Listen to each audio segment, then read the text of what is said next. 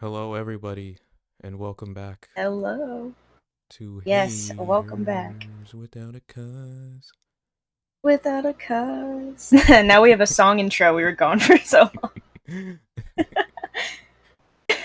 That's right, we are still here. Me and Perry, we're back. The dream team, we never left. We just got very busy. Yeah, so all of you people who were like, where's Haters Without a Cause? You guys fell off. hmm Fuck you, we haven't fallen off. We're still relevant. L plus ratio plus you fell off. Like, our DMs were flooded. L ratio, you fell off. Your mom, no bitches. It was too No, much. no wenches. It was truly harassment, guys. Like, I can't believe you guys did that to This whole us. It was harassment campaign. against the HWOC leaders. That's right. People are still But asking for yeah, Mandela Part 2. Look, it's coming, okay? listen, The first listen. one we recorded it and it got obliterated. We have to do it again. And it was really hard getting over that loss because that recording was gold. That was We gold. Yeah, it we was got it all in fantastic. one shot. Yeah, it was like 2 hours of us just talking about it nonstop. Perfect. We had like the best rhythm going. We were so proud of it. And then Eve, like a couple days later, was like, "Our audio is so fucked up," and I was like, "You're joking." No. Yeah, It we was so recorded at rough night and too. everything. Yeah, we were like putting in the hours to make sure it got out. We were super excited for part two, and then the audio just got so messed up. And I will say, I was very disappointed, and I think that kind of made me lose some steam there for a while. Yeah, nothing but pain. But Yeah. let's stop talking about what they missed. Cause Talk look, you'll get it when you about get what, it, and it'll be fantastic. yeah. Okay. We'll talk about what you're about to get. How about that? Yeah, we're here now, and we need to talk about Helluva Boss Yes. again, Again, cause obviously. the second season is still going, and the we didn't like the newest episode. That's our hot take. Mm-mm. It wasn't great. It wasn't. I've seen better. Way So better.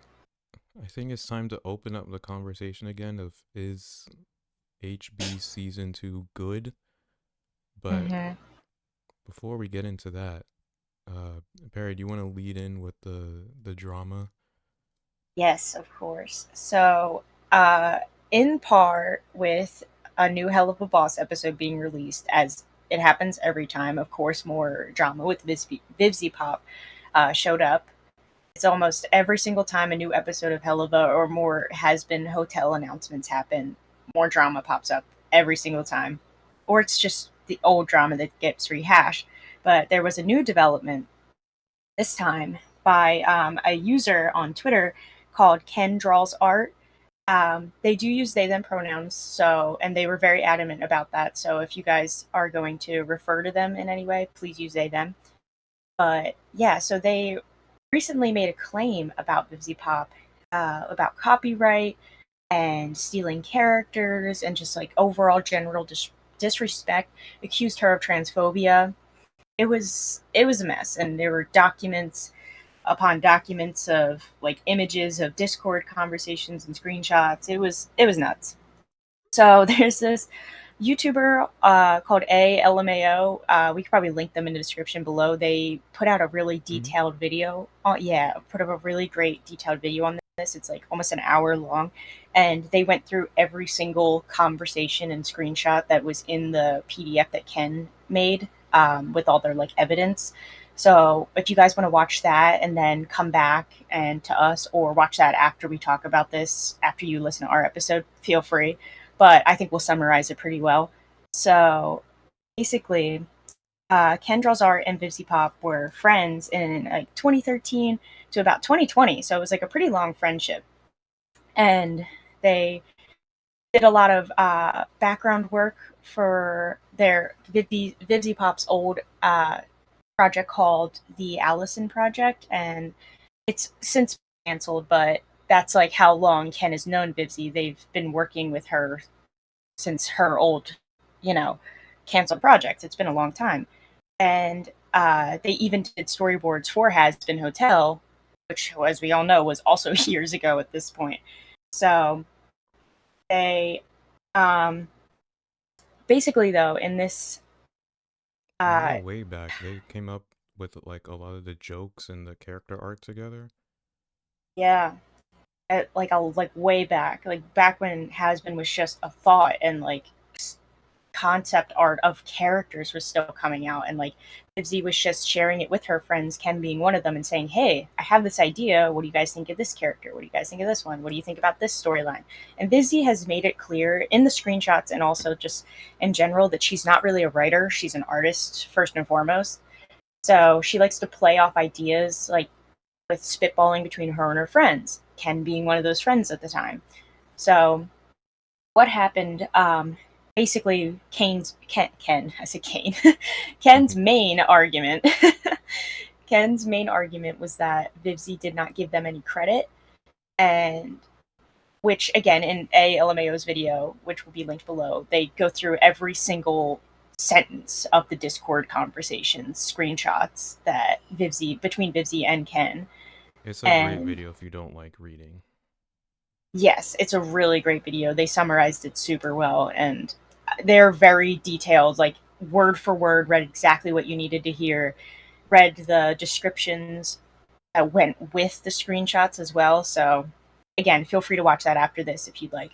But so, yeah, Ken and Vivzie back in the day, when Has Been was still a concept, were kind of, brainstorming back and forth. Vivzie would send over some art, and Ken would start, helping her with a background for that character, or the first few scenes of Has Been Hotel. Sure, Ken helped like Vivzie conceptualize, like just like some like quick banter between characters. Like I think it was like Angel Dust and Cherry Bomb, like some quick like banter between the two of those and whatnot.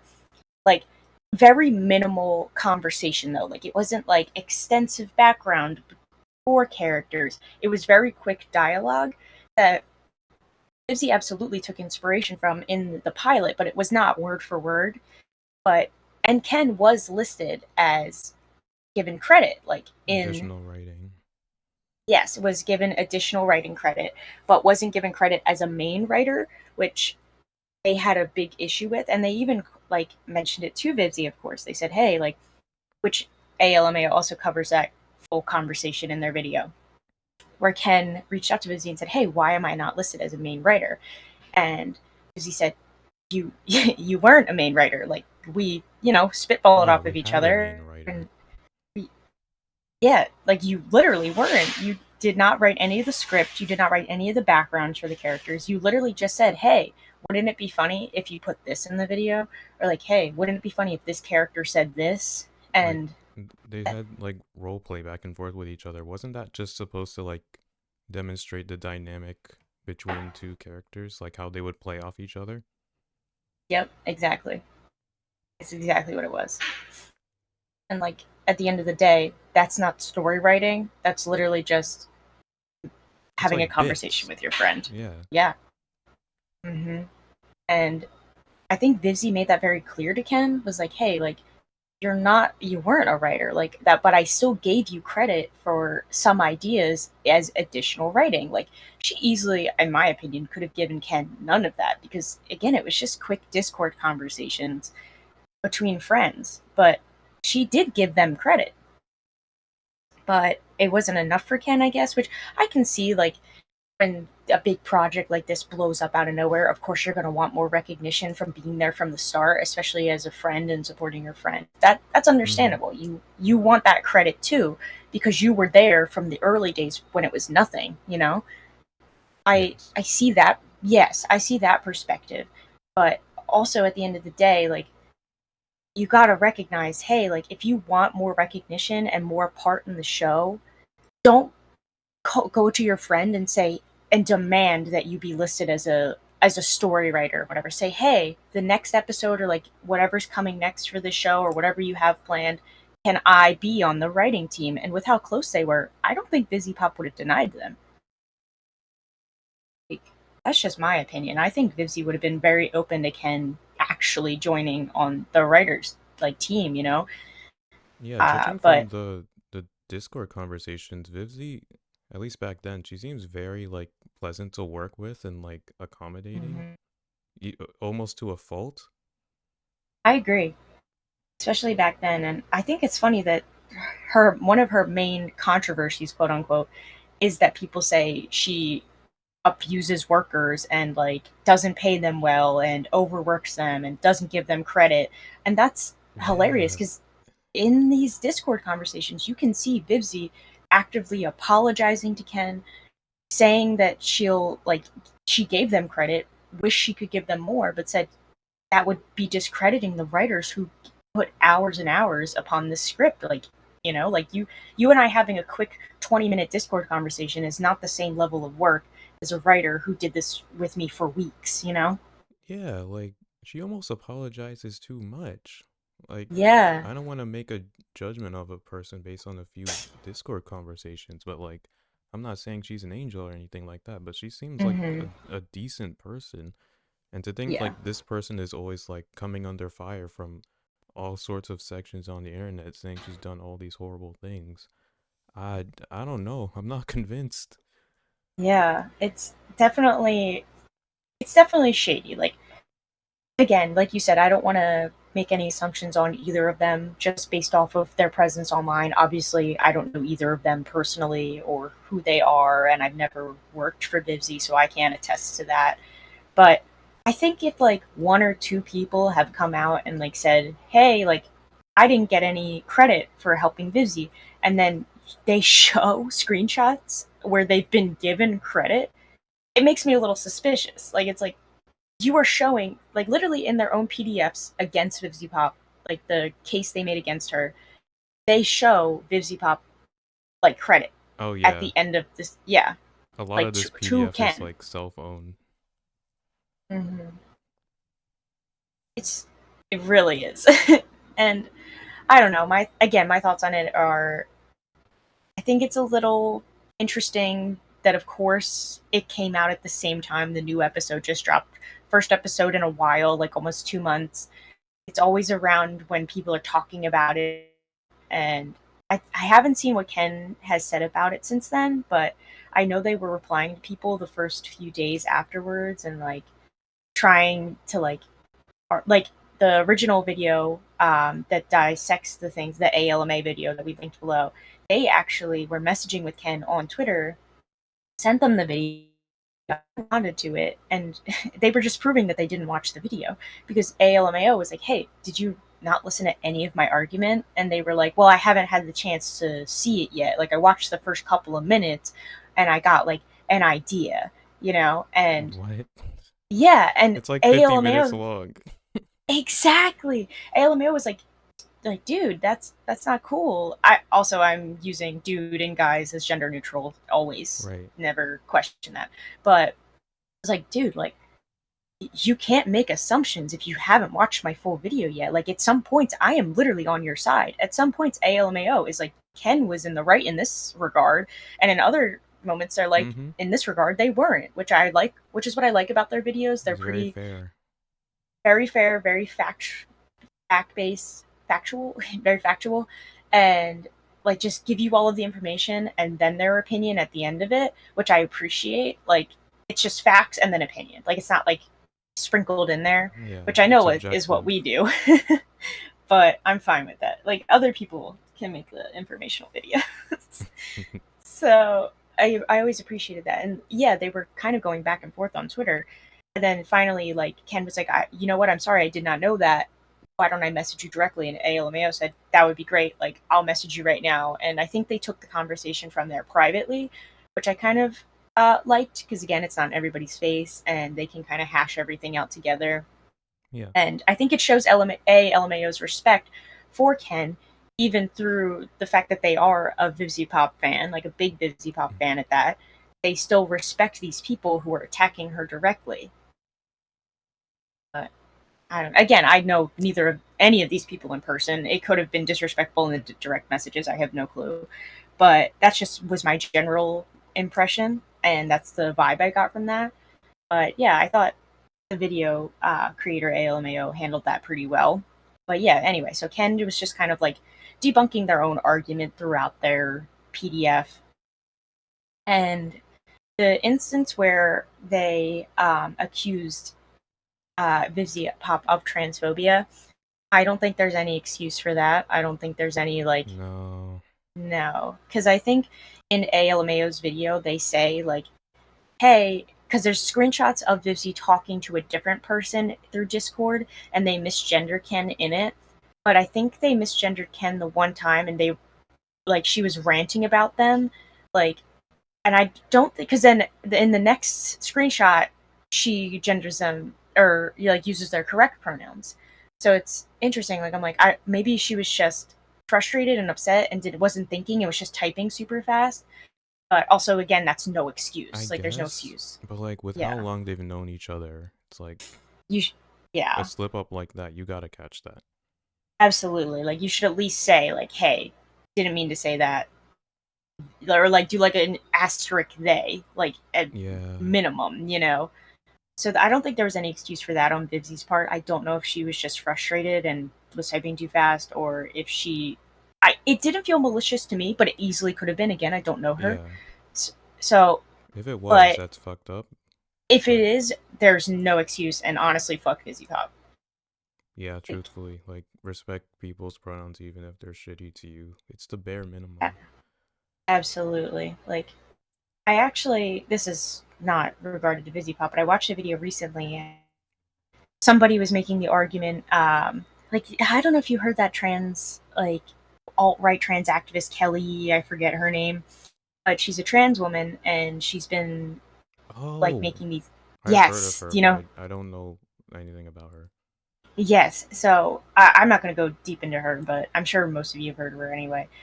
But basically, she's like spewing out alt right propaganda, even though being a trans woman. And now she's like tucked her tail between her legs after the leopard eating their faces party, and she got her face eaten by a leopard. So because they obviously rejected her, they said, "Fuck you."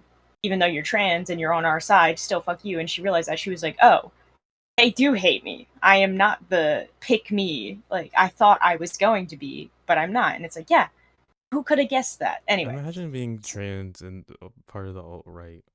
It's like good uh, work, good job, buddy. yeah, that's a totally different conversation about her and her. I don't even know beliefs in general and like her ways, her vulnerability and like being swayed so easily. That's a totally different conversation. But anyway, she brought up I forget what the shooter's name was, the most recent one. Who was I think they were a trans man and they shot up that Oh school. yeah. Yes. Oh yeah, I was gonna say we should probably put a trigger warning for school shootings in this conversation and in the description below. Of But course. I forget what was the school name. I don't remember, but I I remember everyone wouldn't shut up about the fact that they were trans. yeah yes I don't like and again it sucks that we don't remember because that just says so much about American society that it happens so often we can't remember which shooter it was or well like which school it was. Yeah, the But I do conversation is always centered around the wrong thing. exactly. But I do remember, like you just said, that it was based around the fact that they were trans, and Kelly was actually misgendering this person throughout her argument, like being like, "Hey, like why should I be gendering this psychopath correctly?" And in this most recent video I watched, the person, I forget their name. I think their name is like Frog something online, but I'm just gonna call them Frog for now. Like Froggy said, like when does it's hard because it's not us showing respect to that person because obviously they're a despicable, deplorable human being that deserves nothing and but being in jail for the rest of their life. Mm-hmm. But still disrespecting pronouns, it shows like even if we do it ourselves, like people who are trans or like allies and whatnot, it's showing that we It don't says see something their about us. identities. Yeah. It's something that can be stripped away from you. It's something that can be taken away from you if you're bad, like Yeah, it's and it conditional. exactly. Like which it kind of discredits every other trans person in that regard. Like, how bad does a trans person have to be till they get to the point where they are misgendered? Like, what do they have to do wrong to be misgendered? Do you know what I mean? Yeah, the implication is like, I'll respect your identity to a point, and then I'll Mm-hmm. take it away. Exactly, because it's like, again, no excuses for this person. Just a despicable, deplorable human being. But when like cisgender people shoot up or like murder people, whatever it is, you don't misgender them randomly because they're a terrible human being. You still stay like, oh, like Jeffrey Dahmer, he was a terrible person. He was a Exactly. murderer. Like, you don't say, oh, she was a murderer. You know, you're like, what? That's just showing one, you don't see trans people as their real identities, and two, again, like you're showing that their rights can be stripped away from them for doing something bad. Which, again, of course, they did the most horrific thing you can do.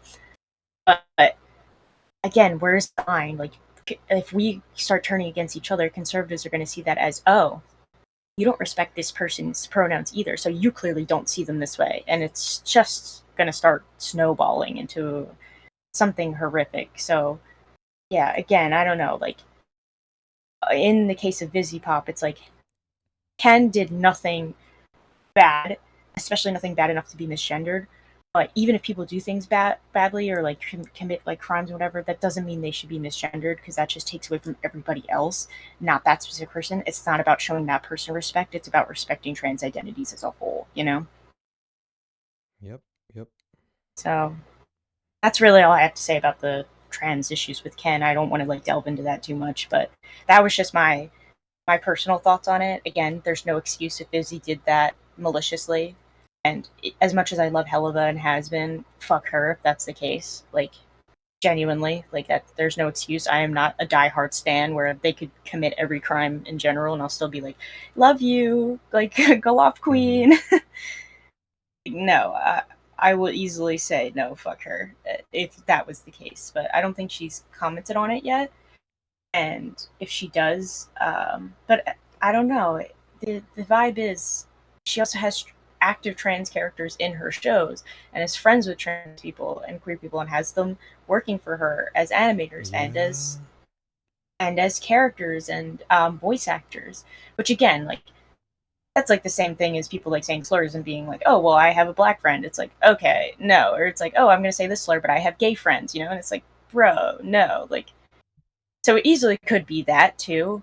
Like, I'm not going to discredit that and say like, oh well, she has trans friends, so clearly she's not transphobic. Like, she absolutely could be, but And she the has vibe I'm slipped getting. up. hmm And to be fair, I think all of us have slipped up from time to time. That's Mm-hmm. just, you know, human nature. We mess up sometimes. I've called cisgender people by the opposite pronouns sometimes. You're just like in your head sometimes, but when it's done maliciously is when it's not okay. Yeah, it's But, a conversation we've had before about like how spotless of a record does a creator have to have before they're considered a good person TM. But mm-hmm. there are always people like working around the clock trying to find anything on Vivziepop, so I just get skeptical in general when stuff like this comes up. But Mm-hmm. I'm not saying Vivzie is like fully innocent, but Ken in general just seems like an unreasonable person to work with. Like, especially Mm-hmm. the part where they got like possessive over their character design choice of like a character having a third eye that reveals what it is they're actually thinking. Like, that Mm-hmm. is a trope. Like that doesn't Yeah. belong to that's even in Cucumber Quest, the dream Yeah. oracle. I don't know how far Yeah. you are, but her third eye will like reveal what it is she's actually thinking. Mm-hmm. That's a thing in fiction. Doesn't belong to anyone. You didn't invent it. And then also um, Vizzy put up like a promotional image for was it Has Been Hotel? Yeah. Yeah, and Ken was like, you need to credit everybody who worked on like this individual frame. It's like that's not a thing that even like small companies do. Mm-hmm. Can you imagine Disney being like, "Hey, the Elemental coming out next month. By the way, this frame was, worked on by these background artists, these character artists." designed by this person, catered by the Popeyes down the street. It's like, Like, give you would be credit where sitting there it's writing due. out names for days. You'd overload the Twitter character limit. Like, give credit Exactly. where it's due, but it's like there's a limit to that. Yes, absolutely. Like, absolutely credit them within the video or the movie itself and in the description of that movie or video itself. But just promoting something, you do not have to give credit every single time. Like, she does not give credit to herself every single time, being like, I created these characters. Like, I did this. Like, it's just not what you do. But again, Yeah. absolutely give where credit is due. Like, specifically, I know Vizzy did steal a character reference sheet for her character Cherry Bomb that Ken did draw. They drew Cherry Bomb in a specific pose, and it was fairly obvious that Vivzy pretty much like stole that specific pose. But also, at the end of the day, poses don't belong to anybody either. But if it was like a tracing kind of thing, that's absolutely when it's not That's cool. different. Yeah. That's absolutely not cool. That's completely different. But Ken gave Vivzy permission to use it as a reference sheet. Like Vivzy said, "Hey, can I use this work you made as a reference for Cherry Bomb for her character design?" And Ken said yes, and then was claiming that she stole the design. And it's like, you gave her permission. No. If she traced it, that's a different story. Then absolutely not. But if you gave her permission to use that pose, that's all the permission she needed. Also, wouldn't that be hard to prove if she did trace it? Because she could have just like rendered it really, really, really close to the real thing. Yeah, I think people tend to line them up against each other, and it's pretty obvious to tell when a line has been traced versus when it's been like very like closely referenced. I'm True, not sure if true. people have. Yeah, I'm not sure if people have done that with this yet. But if they have, feel free to send it over to one of us so we can look it over. And obviously, I'll correct myself and say, nope, that's clearly traced. But I, I don't Because like think it was what an Butch L. Hartman did, that was definitely trace. Yeah. So, but again, like tracing, transphobia, none of that can be excused. But giving minor credit for minor like writing work, I do not think is the end of the world, and I do not think is enough to hate Vivziepop over. Transphobia, Agreed. absolutely. You can. I would hate her if that's the case. I can excuse transphobia, but I draw the line at tracing art. You can excuse transphobia. Phobia. So many people. But yeah, again, it's a slippery slope. But I think it was important to talk about before and acknowledge. Like, I don't want to be those Yeah. people who don't acknowledge the drama that's going on with a person and just be like, we love this media. Who cares about the creator having all these issues going on? I think it's important to stay up to date on these things and who like know who you're consuming media from. Like, are you consuming media from a terrible person? What does that say about you? You know, like, but I think again, and that's just internet culture today in general. People look for any little thing to pick everybody apart, even if it's not like, or quote unquote cancel culture, which isn't even true because even the most canceled people have made it back. Like Shane Dawson has a platform still. I'm shocked by that every day. But like Kanye West still has millions of fans, even though he's literally like anti-Semitic, and it's just like anyway. Provably Anyway, so. provably so. It's provably so that He nobody just really broadcasted genuinely. it. You can't deny it at this point. But Yes. yeah, cancel can't being canceled is just like being put on timeout. Cause like look at Yeah. J.K. Rowling. She has suffered nothing Yep. except damage Same. to her ego or whatever, which doesn't mean anything. Same with Shane Dawson. Same with Kanye West. Like, and millions others. And so again, I think the cancel culture argument is kind of irrelevant in this case. But of course, people will look for anything to pick other people apart, even if they're not necessarily a bad person. People are just, I think, especially internet culture today is so toxic that we're like looking for things to hate about one another. I don't know why that Yeah. is. I don't know if it is because of like how miserable the world around us is, and misery loves company. People want to make other people miserable. I don't know if it's because that's the internet dialect today. Like, it's kind of assumed people are going to be rude online these days, which we should not just take that. I hate when people say, well, you put your things out on the internet. Of course, you're opening yourself up to hate. It's like there's a difference between constructive criticism and hate. Like, there's a difference Yeah. between saying, hey, like, you could be doing this better, or hey, I think you should try something this way, versus being like, this absolutely sucks and I hate you. Die. Like, what? It's completely different. I know there's somebody typing right now, like, you guys are literally haters without a cause. Like, we do the fun kind of hate. We're not Yes, out here I like think we give. harassing people. No, and we're not like adding these people and saying like K word yourself, or like you should not have a platform. Like, we absolutely are haters without a cause. We are haters at our core. But we are not haters without a reason. we Yes. hate we have reasons for our hatred, and that's why we back it up with facts and what we There know. is, And yeah, there's two sides to this coin. We are haters, but we're also lovers. I think most of our hating, honestly, is just constructive criticism. We're mainly just like, hey, why Yeah, did you do this? You could have done this better. it comes from a place of love. That's Absolutely. why It there's a comes from a heart in our place. logo. Slay. It absolutely comes from a place of love. At the end of the day, we are lovers, not fighters, but we also are haters at our core. We're also haters. It's There are two complicated. wolves. Yeah. There are two But wolves inside of you. One is a hater and one is a lover. which one you feed? You are Perri and Eve. But yeah, I think there's a conversation to be had about how like internet culture is like overwhelmingly negative. It's like Hmm. that's what gets likes and retweets and stuff like that and attention.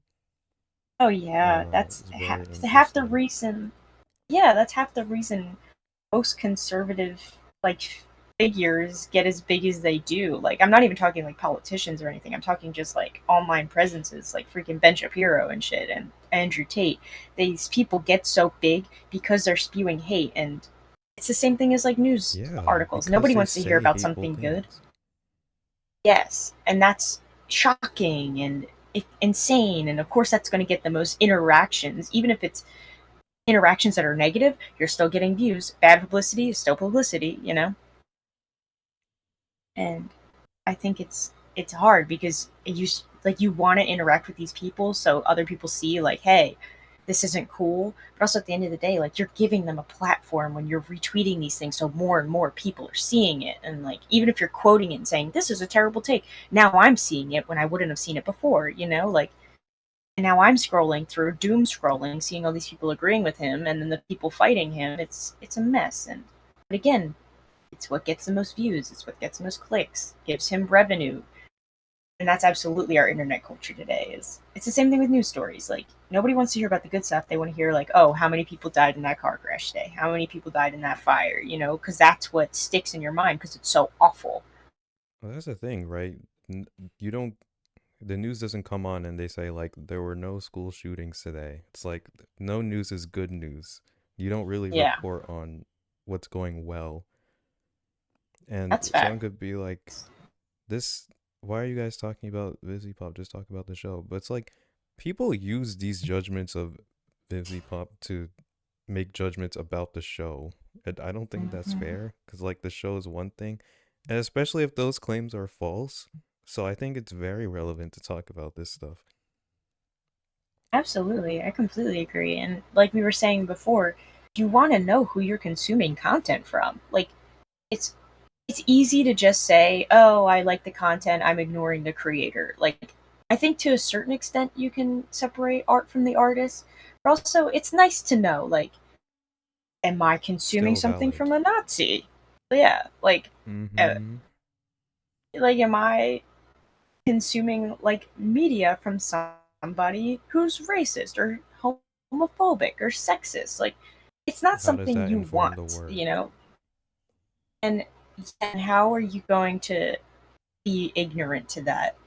At least say like, hey, I've been doing my research on this person. I love this show, but I hate the creator, and I'm doing my best to separate myself from this show because of that, or like something along those lines. I don't know. It's again a really slippery slope. No matter what you do, people are going to hate you and find something to tear you apart for. And if you could think you are the best person in the world, people will still find something. Like it's rough, but also at the same time, like we it's important to acknowledge these things. Like we were like you just said, like oh, like why don't you guys just analyze the show? Well, we also have to analyze the creator of the show. Yeah, the creator informs the show. Yeah. The creator made the show. Obviously, that's why they're the Yeah, creator. Like you gotta know. At least I think that's important to me. Like I like to know the who created the content I'm consuming and what they stand for. Because obviously, I don't want to support somebody who would not support me or my friends. Like who actively would want people like me and people like my friends to be unalived. exactly. Like we went over this in the J.K. Rowling episode. It's like Hmm. when you learn what kind of person she is, the way she writes Harry Potter makes so much sense. Hmm. Like the stuff with house elves and stuff like that. Just look Hmm. at how she thinks about these sort of issues in the real world, and it all And the clicks. and the way she represents goblins and like modeled them after Jewish people and like Yeah, used every stereotype in the book. everyone who It, could be considered an other, how they get treated in those stories. yep, It's like there are and how they're wizards and there's portrayed. everyone else. It's like, Yep, okay. and like people consuming that content, even if they think, hey, like I'm not hateful, I know she might be.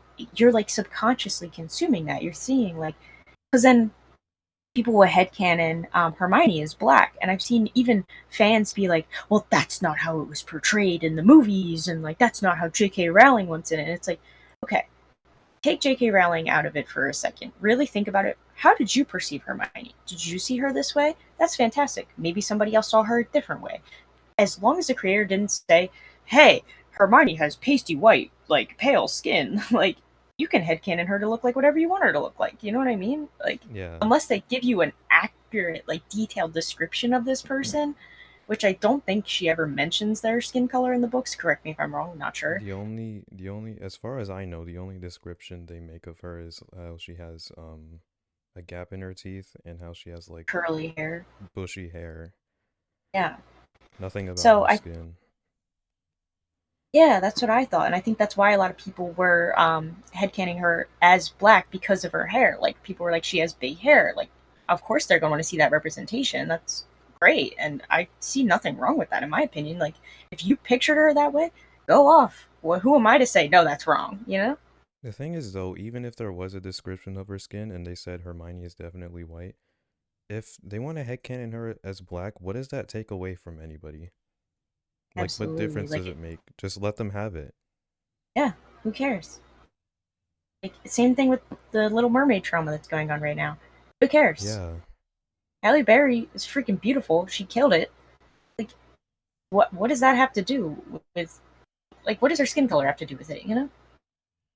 Yeah, the character is not tied to being white, so she can Mm. be any skin color and it wouldn't matter. Yeah, and I think that's when people start getting confused and they start making the whole argument, well, like, when we take a black character and make them white, like Yeah, it's this always it's comes up. wrong. It's like, what if we made Black Panther played by Ryan Gosling? It's like, shut up. You know that's not the same thing. And half the time these characters that are originally like people of color, their like backgrounds and skin tone play into their story and their personalities. Like Yeah. it's part of their story. Being white is not usually part of like a character's story, you know? Yeah, because unfortunately, we can't have too many stories of black people just sort of existing without race playing into the conflict in some way. Yeah. I didn't ask for it, but that's how it be. Yeah. So a lot of the time, their blackness is tied to their character, like Black Panther, who is literally Mhm. from Africa. Mhm. So no, you can't just swap the colors and call it a day. Yeah. Yeah, and it does suck, like you were just saying, that most of these characters, their backgrounds do center around their skin tone and their culture. But Yeah. and I absolutely agree with you. There should just characters where that has nothing to do with them and like in their play. It's just who they are, you know? Like there should be it's the same thing with like queer characters. Like why do they always have to have this horrific homophobic background that they came from and like their parents disown them or their friends disown them? Why can't we just have like queer people that exist and have happy lives? Why can't we just have people of color that exist and have happy lives? Like Yeah. does it always have to Yeah. tie Same into the thing. hatred? And, Mm-hmm. and you know, when it comes to The Little Mermaid, I'm just cynical towards Disney in general. So I know, I mean, I feel like they just made Ariel black because it would get this much attention and not because they actually care about diversity and things like that. But like, that's not going to factor into my criticism of the movie. Like, I don't I care. It completely has agree. nothing to do with the character. Because again, that ties into what we were just saying. Bad publicity is still publicity, and that's what gets the likes these days, and revenue and attention. They basically, all the haters and racists gave the movie free publicity. Like, Exactly. I swear I have never seen more publicity for a live action Disney movie than this Little Mermaid movie coming Since out The because Lion of all the King, I hate. don't think so. And I didn't even see that much for The Lion King. Of course, I saw those screenshots being like, oh, it's terrible. There's no emotion because they're actual lions. But like, I have been seeing stuff for The Little Mermaid for months, pretty much every day. Yep, and I don't That's know. an I'm insane just amount of publicity. yeah, I'm just astonished that it works every single time. I'm just imagining Mhm. like the white Disney executives in their boardroom just laughing their head offs because these guys are marketing the movie for them Yeah, for that's what they absolutely want at the no end of the day. cost. Like, they don't care about any of us. We gotta recognize that. No corporation, no Yeah, company gives a shit about representation at the end of the day. They give a shit about money. Like, and I think honestly, again, I feel like we are getting a bit off topic, but I think it's important to bring these things up. If like we're comparing this Pride Month to like previous years, like of course it was funny to joke around and say, oh, the companies changed their logos to rainbows for the month, and then suddenly they're back to being homophobic. And now that there's all these like anti-trans bills coming out, and it's more of a conversation and hatred towards trans people, and just all this terrible shit going on with trans people. Now suddenly every company isn't changing their icons to a rainbow anymore. That's fucking scary. Like, yeah, it's funny to joke about like when it's happening, but like the fact that they were able to be swayed so easily is scary. It shows you at the end of the day, they don't give a shit about you. Not that we didn't already know that, but it's showing how easily they'll just follow the money. They don't yeah, care about us. they didn't care. It was just profitable to pretend that they did. 100%. The real companies who actually care about you do not do that for performant. Like they're not performative for the month of June. They're for like the month of February. They support people all year round. You know. Yeah. And I always said like the minute it stops being profitable to care about any marginalized group, Mhm. they're going to drop it like a hot potato. And it looks Absolutely. like they did. Yeah, it's already proving itself to be true.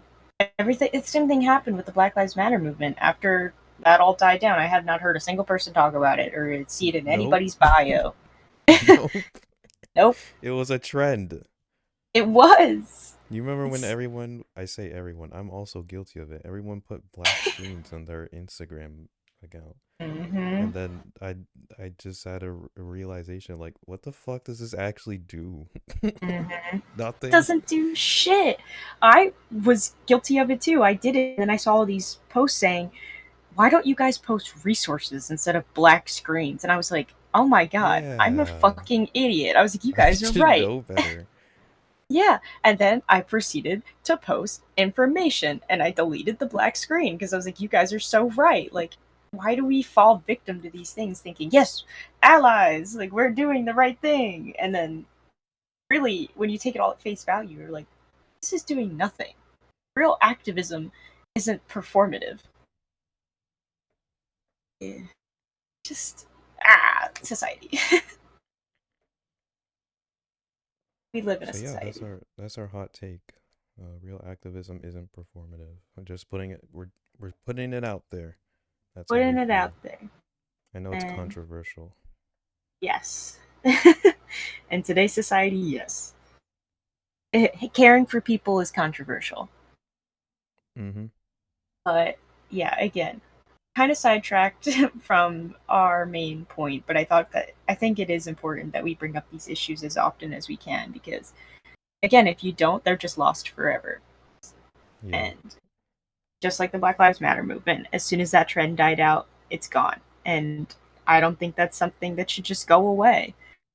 It's and the freaking even if it is performative, the freaking rainbow profile pictures, whatever, it was still nice to see. It wasn't nice to see. Like we all knew it was performative, but like it was still nice to see like, hey, amongst all the hate they were getting, they were still siding with us even if it was for a freaking month for profit.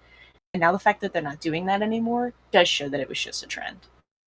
I think that's a good way to look at it. It's like someone could be like, they're just pandering, but it's like, isn't it a good thing that this is a group worth pandering to? That's a good way to look at it. I always see it as like this is what's, I guess, culturally acceptable right now. It's like a benchmark, Yeah. and right now, well, right then, that was so culturally acceptable, and I Mhm. guess now it's not. Yeah.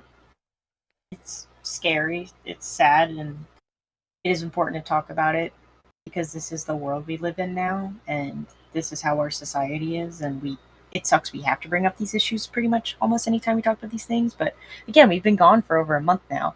A lot has happened, a lot of A lot drama, has a happened. lot of things that are important to bring up and talk about and keep this conversation constantly flowing and never wavering. Otherwise, it gets lost, just like every other previous movement, and you lose your empathy along the way. And I never want to do that. So I think it's important to keep educated. And again, on the creators, tying it back to Vivziepop, it's important to stay educated on the people who are consuming content from and at sometimes idolizing. I don't personally idolize her, but I know a lot of her fans certainly do. There's no denying that. But yeah, it's important to keep up to date on these things and the people and the content you're watching, all of it. I agree. Slay. Period. But That's yeah. the tea. But Ooh, that now moving away, not getting so heavy. That was basically all of the drama with Ken and Vivziepop. Go watch the videos, go see all the evidence and make assumptions and decisions and opinions for yourselves. Now I yep, think come it's to your time. own conclusions. Yes, don't take our word for We it. are Don't not just listen to authorities on us. the matter. Yeah. Yes, don't just take our word for it either. We are not perfect people either. Don't see us as end all be all. We're as close to perfect as you can get, but we're not perfect. Yeah, we would never tell you how to feel, but I mean, Yeah, if you did, you yeah, you'd be it on the gets good track. And you know what? LMAO is not an authority on it either. So as always, come to your own absolutely, conclusions. absolutely. Always think for yourself, and obviously listen to everybody's opinions if you can, and like hear everything and take it all at face value, and then come to those conclusions yourself once you have all of the information. Hmm. But like I mean, that's what we do, and that's what we try to do for other people. We try to share our own opinion and say, "Hey, this is what we think on it," even if it's just to give somebody who doesn't see it our way a different perspective. Maybe it'll change their mind. It's not very likely, but it might give people a new way to look at things. Yeah, we're a big fan of facts over here on HWAC. Each whack.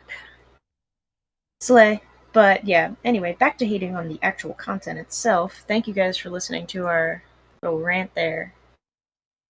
Yeah, our quasi socio political rant. That was a Let's big talk word. about. Go off. Oh yeah, let's talk about Helluva Boss. Oh, yeah, this most recent episode. Oh man, this like so me and Perry, we have history on about this show, like even on this podcast, because we feel like it's unfairly hated on a lot. Yes. But newest episode, we did not like it. Nope. It I deserved mean, the hate it got. yeah, I liked it at first, but I think that was just like the hype of having a new episode, and there were some things that Mm-hmm. bothered me, and then I talked about it with Perri, and they brought up more and more issues, and I was like, oh yeah, yeah, that's Yeah. oh yeah, oh, there's that too. I came to I the get conclusion it was not very good. I get that because I was again. It was the first episode in almost 2 months, so of course you're going to be mad excited and like, oh, you want to look for all the good in it. But then by the end of it, I was like, I can't find a single thing that I really enjoyed from that episode. No, I think the only thing I liked was the ending. Yeah, and it Um, shouldn't be 20 minutes of shit and then 1 minute of something good. yeah, it's like sorry, it's a good scene, but the episode is not just scenes in isolation. It's a bunch of Yeah, scenes. and listen, I'm a big contender. I can't find the word I'm looking for, but I'm a big contender for like bringing Like back proponent. boring. Yes, proponent for bringing back boring episodes of shows. Like I'm all there for filler episodes. I love those in like long-term Yeah, TV shows, but this wasn't a filler episode. It was trying too hard to be a good one without having the quality of a good one. So it didn't feel like a filler. It felt like it was trying too hard, if that makes any sense. it felt like in like important plot episode with filler stuffed in, like stuff that could have been Yes. its own. Like the stuff with Luna, that could have been like a cutaway gag. You know what I mean? Yeah. Like Yeah. just being like, remember that time we tried to give Luna a shot, and then you can cut to the scene with her chasing everyone And around the office. That'd be with the funny. needle. Yeah. Yeah. That's enough for a filler episode where they're just having casual conversation. That did not warrant like half of the It's episode. like the B plot of this episode, and it's all Yeah, jokes. yeah. It, it was so terrible. Like that. I completely agree. That was dragged out for way too long, and I know there was some controversy within that scene too, because I think Blitzo like alludes to the fact that Oh yeah. yeah, he We was didn't gonna. talk about that. We didn't. Do you want to start us off with that? Sure, because I have a problem with the waiting room scene for different reasons. Mm-hmm. Um, so Blitz is in the waiting room. He's ready to give Luna a shot, but then the attendant lady, she has trouble. First, she has trouble remembering her name, I think, and then his name, and then she has trouble finding it on the waiting list. And Mm-hmm. I forget the line, but She's like, I Blitz. can't read or something. Yeah, and then he starts to call her an R word. He says, really can't say that anymore. Yeah. I'm not sure what the general opinion of that scene was. I thought the joke was really cringe. And also, I don't know why you need to like call attention back to that thing that everyone gave you shit for in the pilot. I feel like you'd Mm-hmm. want to distance yourself from that as far away from possible. Like not even reference it. But Mm-hmm. it's here. I hope it was worth it because it's for a joke and it wasn't even funny. Yeah, I completely agree. I think there was no need to bring that back up. I think they thought they were doing something with that by being like, hey, yes, we did do that in the pilot Remember that episode. thing we did? We learned not to do it again. Yeah, and it's like, there's other ways you could have done that. You Not could have just demonstrated it by not doing it again. exactly. You could have demonstrated it by never bringing it up again in conversation. You Yeah? could have completely ignored it and moved past it, and that would have been better than bringing it up again so now everybody remembers, hey, Blitzo said the R word in the pilot episode. And now we're talking about it now, like saying like, "Oh, we're never going to do that again. Don't worry." And it's like the fact that you hadn't done it since made us think, "Okay, they're not going to do it again." Now that you're bringing it up, it's like, "Oh, geez, like why are we still talking about this?" Yeah. Even if you want to like bring it up as a joke, I still wouldn't go that far, but there are ways you can do it that would be like kind of funny. Maybe like they're in the office and Moxie's like, "You remember that time you said the R word, sir?" And then Blitz is like, "You guys are never gonna let that go, huh?" And that, Mhm. yeah, that'd be funny. But Yeah. like, I still wouldn't like bring it up at all, But especially like, not like this. I agree, and especially like insinuating like that he was gonna say it, that looked really bad. Yeah. Like, I know it was a joke because it was like really, but it's like the fact that it He started off seems that almost way. annoyed that he can't say it. Exactly. Like it doesn't feel like they actually felt sorry for it or cared. It felt like, oh man, we can't say that anymore. Otherwise, it would have been really funny here. But yeah, Just. I have a problem with just the way Blitz is characterized in that scene. Um, Hmm. I know he's in a stressful situation and he's an asshole on a good day, but he's just like overly combative to everybody in the room. Yeah. He's like ready to strangle a mom and her child because they gave him lip in the waiting room. Yep. I We don't we know. we mentioned that after watching it. We said we were like that was so out of character for Blitz. Usually he would just curse her out, say something funny and like sexual and inappropriate, and make a joke of it all, and then move on. He wouldn't like Yeah, I expected to threaten to like murder her. yeah, I expect him to like, shoot something back and then go about his way. Maybe just be like, "Eat a dick, lady," and then just Yeah. like ignore her. He was definitely characterized very weird this episode. I think they all kind of were, honestly. I mean, there was a clip going around Twitter where like he enters the room and he's just like cursing like a sailor left and right, and Hmm. it just felt very gratuitous on the writer's part. I think they just think like Blitz is the one who says the crude things, so we're gonna have him say a bunch of crude things in this scene. It's just lazy It was writing. just very over the top, and yeah, and Mm-hmm. lazy. Lazy is the word that comes to mind. 100%.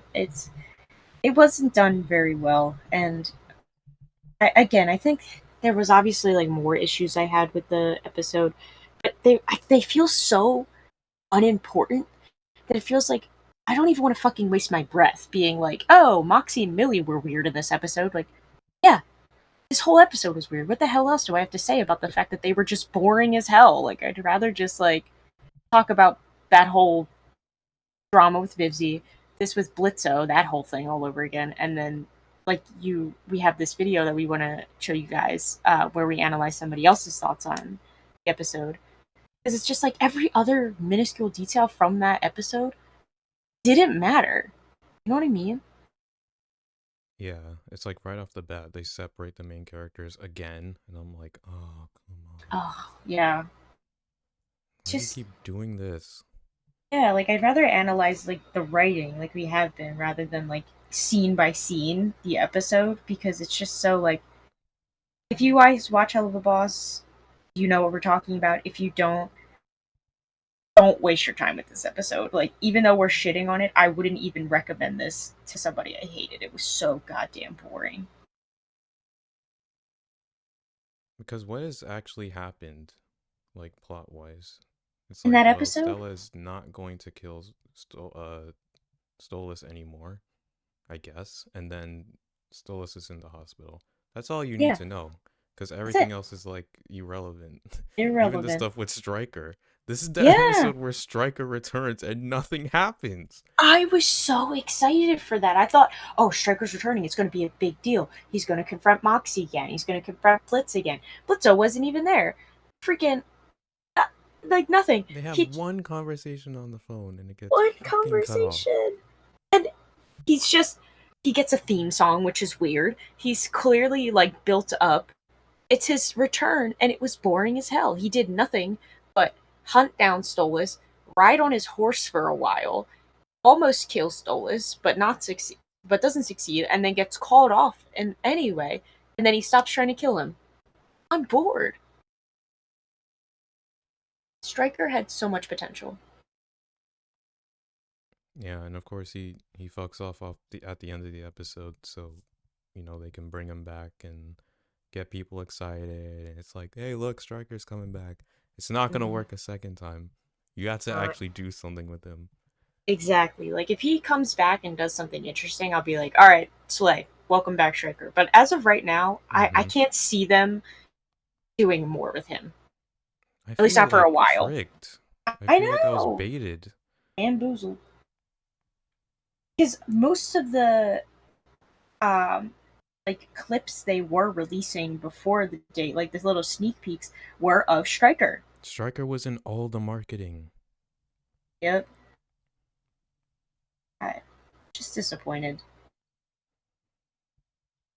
But yeah, the video we're gonna cover is about season 2 as a whole. I feel like there are Mm-hmm. things we will agree with and things that we won't. But I was disappointed to learn that this actually doesn't talk about the newest episode. It came out like Oh, right really? before. I was like, oh, because I wanted to find a video that was like very, very recent. And Yeah. it came out the day after that episode release, so I thought it would cover it, Mm, but gotcha. I guess not. I mean, honestly, I think we covered really all everybody needs to know. Like, there's nothing you need to know from that episode that was important besides what we already said. Everything we just mentioned, like in this call, is that's all you need to know about the episode. You literally don't need to watch it. Literally. That's literally all you need to know. And You just I, have to I, know that Stolas is in the hospital. Blitz is very, very sad, I think, and yeah. Stella is calling off the hunt.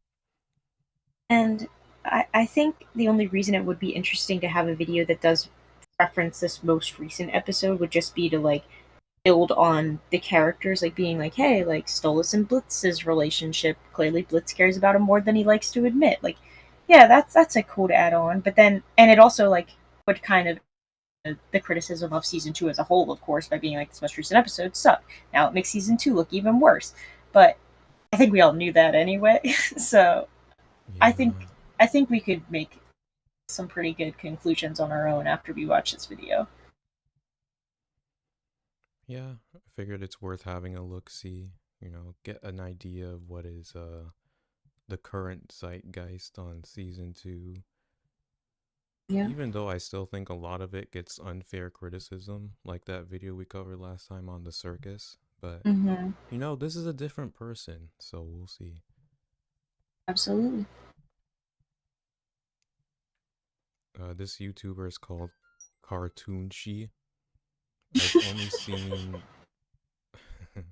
he also has like one of those uh cartoon avatar people. Where he talks and then it's the avatar of himself. Yeah, admittedly, it's mostly him talking and the puppet comes in some of the time. Mm-hmm. But I've only seen a couple of his videos. He has a couple on Steven Universe. He has some of the better Steven Universe videos on YouTube. Oh, that's Because good. spoilers, a lot of them aren't very good. Like even the ones that are critical of the show, a lot of the time they're really, really bad. Mm-hmm. But And I I didn't trust know your he watched Helluva Boss. I didn't. Oh, I trust your judgment on that because you are Mr. Steven Universe critic over here, Oh, and I sure. Once I drop those videos, I will be the leading authority on YouTube when it yeah, comes to Steven Universe. But we're not ready for that 100%. yet. Not yet. The internet can't handle that yet. Mm-hmm. I I trust your judgment when it comes to people criticizing or making good videos about Steven Universe because you know pretty much everything about it and what can fly and what can't. You have great opinions on it, so I trust your judgment with this YouTuber. If you think that he has pretty good opinions on that, I would assume he would have the same with Helluva Boss, but I guess we'll see. I kind of like you Yep. said last video. I watched it beforehand, but you didn't, so I wanted to go in blind with you this time, so I didn't watch it either. Absolutely. I've watched about like 5 minutes of it and then I stopped because I wanted the rest to be, fresh. Mm-hmm. But there is a right way and a wrong way to criticize a show, even if it's bad, guys. Like, Mm-hmm. there are a lot of Steven Universe videos I've had to like come in and defend the show because they're just that bad at criticizing it. Yeah, But his are better. So let's watch Helluva Boss season 2 is painfully flawed. painfully. Oh man. Are you in the watch together? I am. Alright, let's give it a whirl.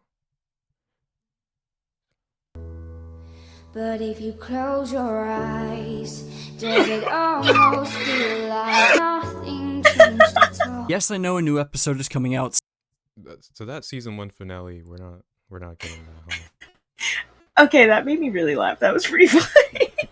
That was a pretty funny opening, but no, he's absolutely right. That was the best episode, in my opinion, of the entire series.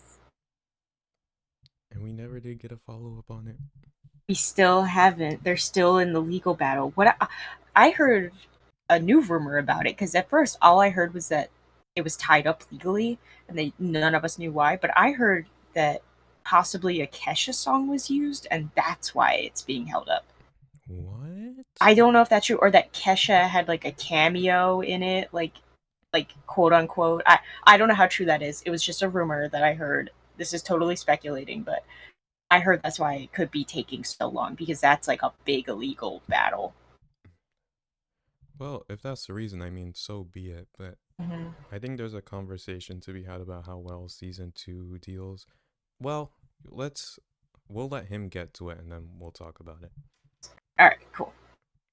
Soon, it got announced haphazardly as I was writing the script, but I would much rather release this in advance because Clone High is out next week and that's all I'm gonna care about after this. Some of you may think I'm being inconsistent with this video. I prefer the term honest. I really like this show. A lot. My thoughts on the show overall, I must stress overall, have not changed too much. Please just hear me out on this one. I guarantee you I'm not the only one currently thinking these things. Helluva Boss is a pretty massive problem with its storytelling, particularly in the show's second season, and I believe it's beginning to drag prior episodes down with it, and it's making me feel rather cautious in regards to the show's future. Last time I talked about the show, I was giving it a lot of praise because I felt the show had become fairly consistent with exploring its characters and their trauma, and it did so in a way that wasn't insanely melodramatic, but also wasn't tonally botched most of the time. I was even one of the few people that made a positive review of the season 2 premiere because I really liked what they were doing with Stolas, and I even felt the direction they went with Stella made perfect sense, even if it wasn't as believable as what everyone was expecting. I'm a fan of this show, and I greatly respect Vivziepop and Spindlehorse for producing such a high quality animated show for people to watch on YouTube. There's a lot of merit.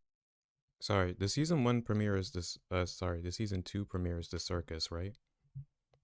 Yes. Okay, yeah, because we like that episode. I really enjoyed that episode. I think that might have been my favorite of the season so far. Yeah, it holds up pretty well, and you know, we did a video where a guy tried to tear it down. And what was I gonna say? Totally sidetracked, but I noticed he mentioned Clone High. Do you watch Clone High? I've seen like meme clips of it. I haven't seen the. Is it like a reboot? Yeah, it's a reboot of the show from like I think it was 20 years ago now, so it was like 2001 or something. Yeah, I know just it's old as hell. I haven't seen either show. I honestly just watched it for the first time this like 2 months ago. Like because I was like you, I'd only ever seen meme clips and like heard audios on TikTok, and then I finally was like, all right, I'm gonna do it, and I actually really liked it. The remake? I haven't seen the remake yet. I've only seen the original, but I need to watch the remake. I forgot it just came out. And with all the drama between HBO Max and just Max now, I think I forgot about it. Ugh. But I would hate like to Max watch so that much. new season and get some thoughts on that. Nothing bad ever Happens to the Kennedys. Watch me, hold me. And then there's also my day be so fine. Then boom, Twitter. Let's all go swimming in my pool. It's always him. It's always JFK. It all goes back to him. Exactly. All roads lead back to Clone High JFK. While we're paused, what do you think of Max? It's so fucking stupid.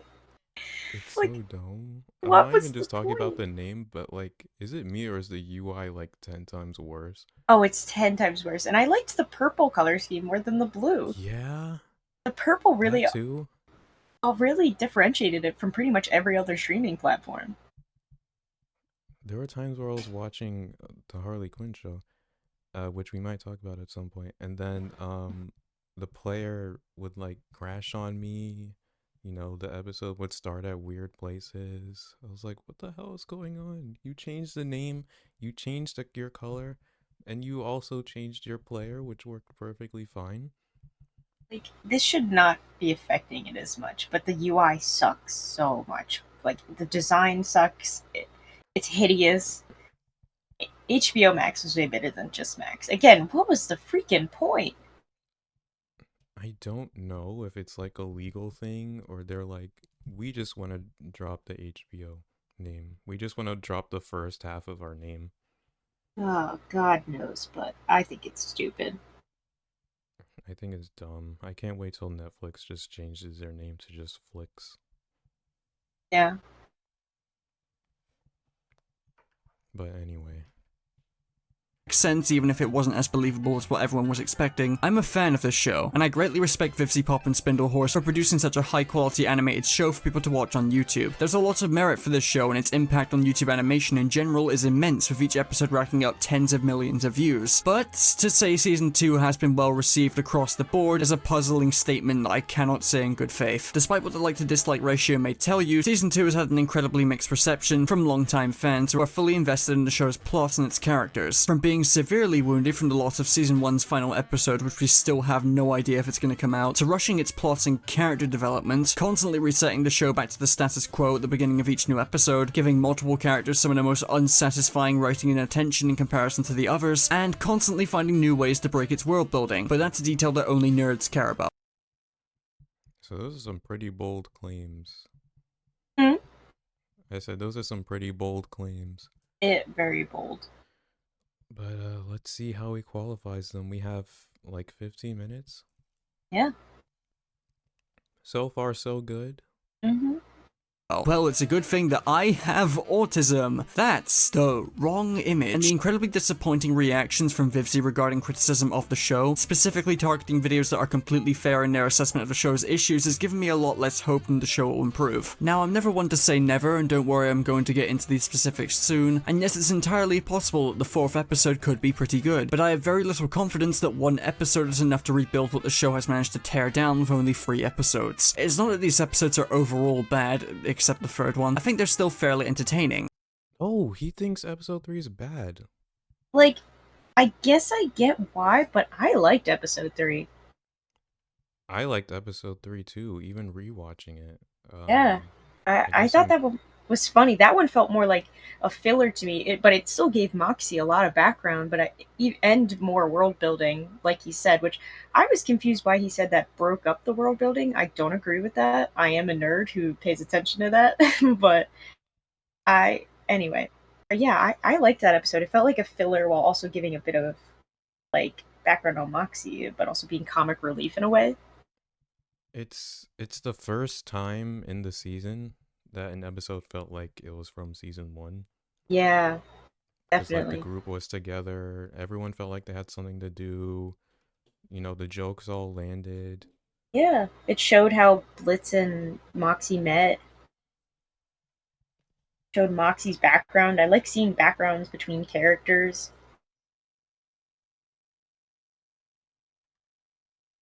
Yeah, and it like built the world too.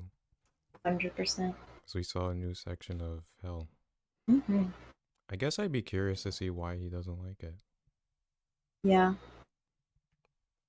Assessment of the show's issues has given me a lot less hope that the show will improve. Now, I'm never one to say never, and don't worry, I'm going to get into these specifics soon, and yes, it's entirely possible that the 4th episode could be pretty good, but I have very little confidence that one episode is enough to rebuild what the show has managed to tear down with only 3 episodes.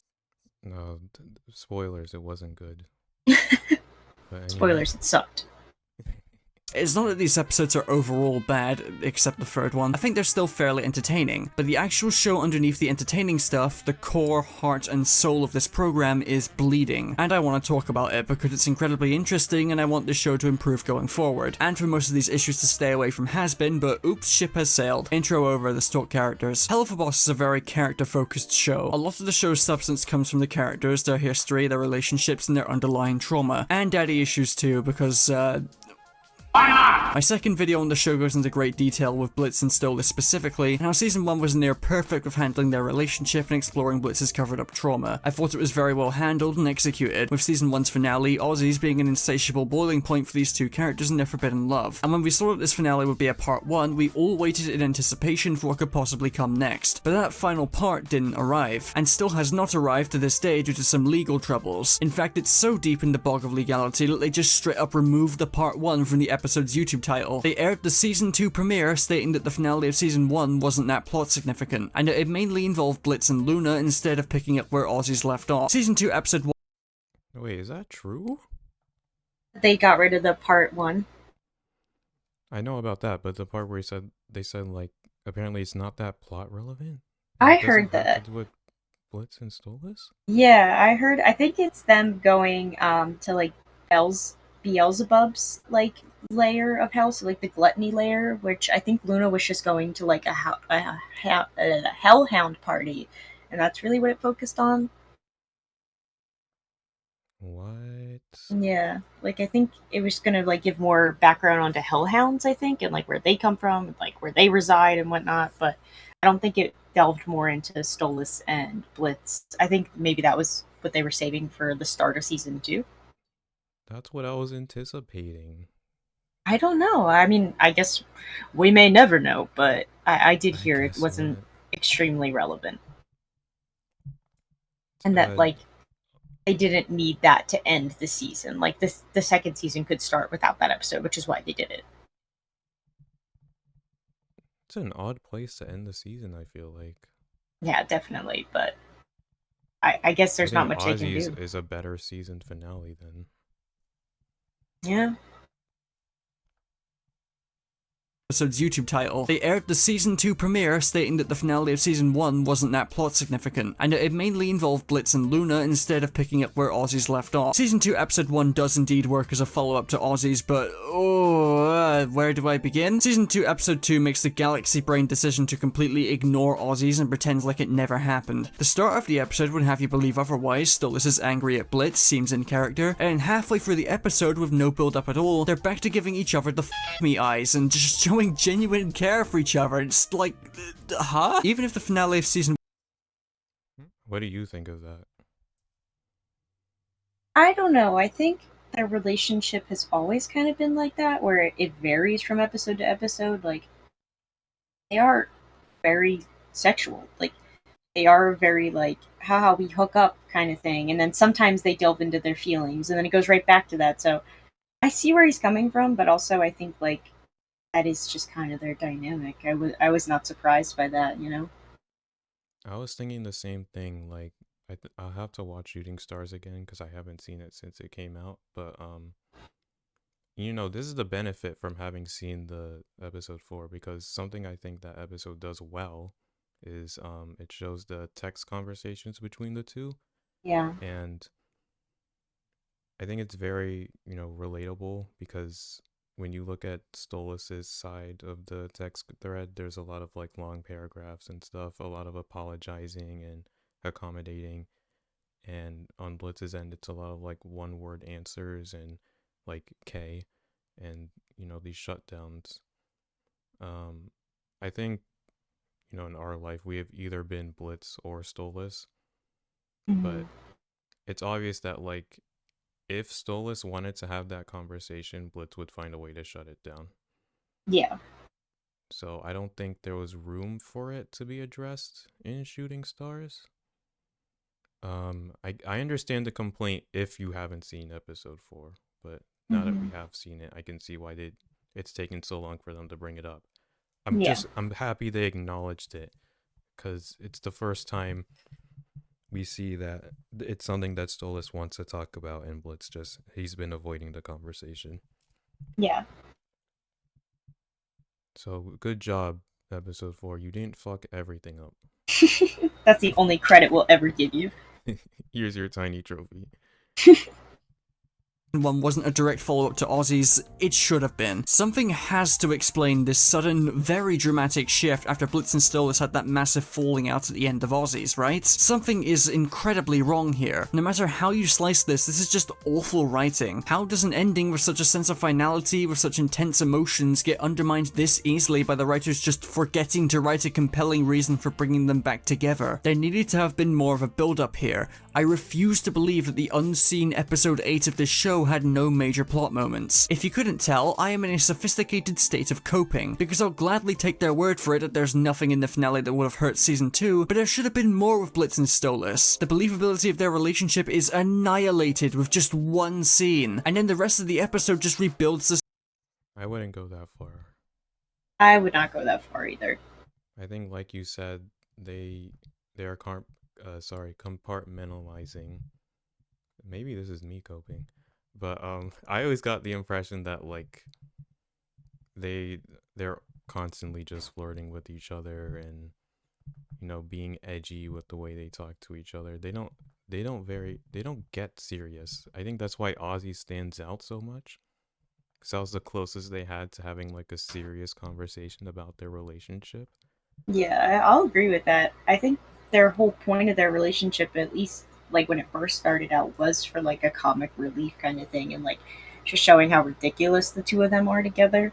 But definitely the Ozzy's one, like you said, stuck out more because it delved more into their dynamic and like the, like, you know, powers at play based on like their different class levels, you know. But Yeah, it's very casual and sex based. it did not feel out of place to me.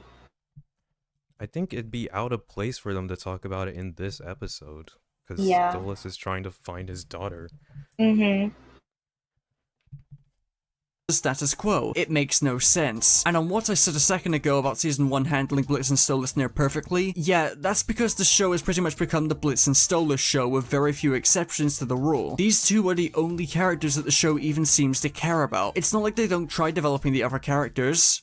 I'll get there, but the few scenes they have are scattershot and ultimately weightless because by the time the next episode rolls in, nothing has changed. Moxie is a great example of this. Moxie has had the exact same arc for every episode that has tried giving him the spotlight. Building up his confidence, standing up for himself. Episode 6 had a lot more going on for him, sure, but it still ends with Blitz building up Moxie's confidence for admitting his deep admiration for the guy. Episode 6 is the only episode where I think Moxie being developed has actually mattered, given at no point was he ever undermined after his arc was completed. The story can be completely different, whether he's trying to impress Millie's parents and stand up to Stryker, or threatening his abusive mob boss of a father. Yes, the only way they could have given this character more artificial depth was to make his father a crime boss. My precious Michael, I slammed my balls on a closing door. It all ends the same. Is that the actor? I don't know. That was funny. It was. But on to this point, I would say the only thing I don't like about X's and O's is that I think it was setting up a final confrontation with Mox and his dad. And you know, if we're getting that later in the season, so be it. But like, I was kind of disappointed where he made that big speech to him and then he just gets knocked out and the rest of the episode is about rescuing him. I was like, oh, come on. But Yeah. what we got to see Millie working with Blitz and Millie kicking ass. So, you know, the trade-off is kind of worth it. But I think I said this to you, but I like moments where Moxie gets to show off why he's a part of this team. And he gets to like be cool. Yeah. And we did get that actually in the Stryker episode where he like beats up those guys at the gas station. I do agree with the point that he just made, though, like saying how it has become the Blitz and Stolas show, and they're kind of just Definitely. like putting the other characters to the sideline. I completely agree with that point. Like, what has Luna gotten to do since the season started? She had that talk with Octavia. And then And since then, she hasn't shows had a gag. single line. Yeah. She hasn't had a single line. She's just a gag character. Half of the last episode was based on her, and she didn't say a word the entire time. No. I want to know what's up with that. I haven't heard anything about that. The actress like take the day off, or Yeah, the she freaking in month off? trouble? I don't know. And like, if the how the season is going is like the A plot is Blitz and Stolas, and Moxie and Millie have to be B plot. I'll accept that, but they don't do anything with them. Mm-hmm. They're just there. Like the B plot in episode 4 goes nowhere because they don't get to. They don't do anything. They get to Stryker, they fight him for a bit, and then he just disappears. Yep. Like, they They did way don't learn better. anything. I was gonna say, they did way better at showing, like, the side characters, quote unquote, in season 1. Absolutely. Even in Shooting Stars, isn't just like Moxie and Millie, they're just playing a bit the entire episode. Yeah. Crazy. They're like half in that episode too. Yeah, these are things that like I was able to accept, but now they're starting to like become a pattern, and I'm getting tired of it just a little bit. Mm-hmm. Same way, hiatus immediately gets shut down and humiliated before he has the chance to do something that would have made his arc feel satisfying. In 𝐒𝐿's and 𝐒𝐿's case, it is especially bad after we spend the whole episode getting Moxie's traumatic backstory with his father and the torment he's going through. We get a cool 3D shot of him giving his dad a threat, and just when you think he's finally gonna grab the W in plain sight, he's taken out of the plot, emasculated, and treated like a damsel in distress. The one scene where he should not have had that happen to him, and it just happens out of nowhere. Like, you can't do this to me. It wasn't funny, it wasn't satisfying, it only exists as a reason to give Millie yet another scene where she demonstrates one of her 2 personality traits, bloodthirsty killer in this instance. And then at the end of the episode, everything is just okay now, aside. What do you think of the idea that Millie only has 2 personality traits? I personally don't think that's true, but I do agree with what people say when they definitely don't show enough of like her other, like the other side of her personality. Like, most of what she does center around like murder or Moxie. But I think she does have more depth to her. They just haven't showed it yet. Yeah, I agree. Mm-hmm. Everything is she's either like madly in love with Moxie, which is cool. I love seeing those two. Oh yeah. Or she's murdering somebody, to protect Moxie. And like that's cool as like a personality trait, but Yeah. those are the 2 major ones and they both revolve around Moxie. It doesn't paint a very good picture. Yeah. I'd like to see. I think Millie should have her own episode, maybe with like pair her up with Luna or with Blitz, separate her from Moxie for a bit.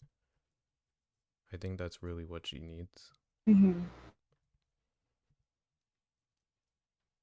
Put her with Stolas. Oh wait, we can't do that. These characters aren't allowed to mix. Nope. From teasing Moxie's dad as a recurring villain because, yeah, we haven't had enough of those already. Actually, we haven't. Where are these guys? The status quo is reset, just like. Yeah, I was gonna say, half these guys don't ever show up again. No, that's real. Bring back my queen. Where's Verosika? Where is Verosika? Justice. I want a Millie and Verosika Mayday episode. Justice for Verosika Mayday. I don't even care if she comes back. Hey now, aside from I'm sorry. Sorry, I just want the screenshot. Teasing Moxie's dad as a recurring villain because, yeah, we haven't had. But yeah, go on. No, you're good. Justice, bring her back. I don't even care if she comes back and is like such an annoying like villain.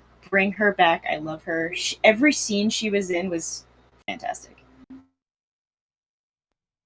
I agree. Her episode was fantastic. Her episode was fantastic. Even when she was in the Aussies episode. She was in Aussies, yeah.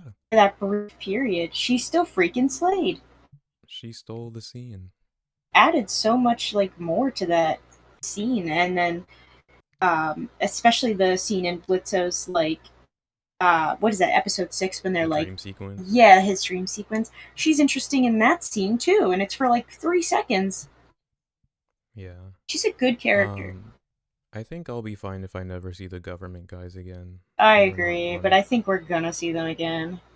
No, they're so boring. Yeah, they sucked. They were like so cringe too. Yeah, I would also they pay were money to. trying, Okay. just the government guys, they were trying too hard to be funny Yeah, and and quirky. I know that was the point of their characters, but because they were trying so hard, it wasn't funny. It didn't feel ironic enough to be funny. It felt too I real. just didn't get why they were so bad at their jobs. Yeah, I think it'd be like cool to see people who are just like dead serious in this sort of setting. yeah, I agree. And also, I would pay money to see 𝐓𝐿𝐴 in every freaking episode. Love that guy. Bring him Oh back. yeah. He's a great villain. Especially with the context of the circus. Yeah, I want to see more of 𝐓𝐿𝐴. Even like Robo 𝐓𝐿𝐴, I don't care. yeah, definitely. We wasted Striker. Yeah, Um 100%.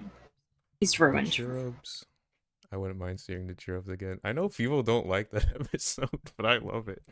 Yeah, it was a funny dynamic seeing like, the three angels against like the three devils. Like that was funny. Assholes. Yeah. I like the scene with the deer, and they're like, "Louise, let us Yeah. back in." She's like, "Yeah, no." Yeah, no, sorry, no. All right, we're gonna keep going. hmm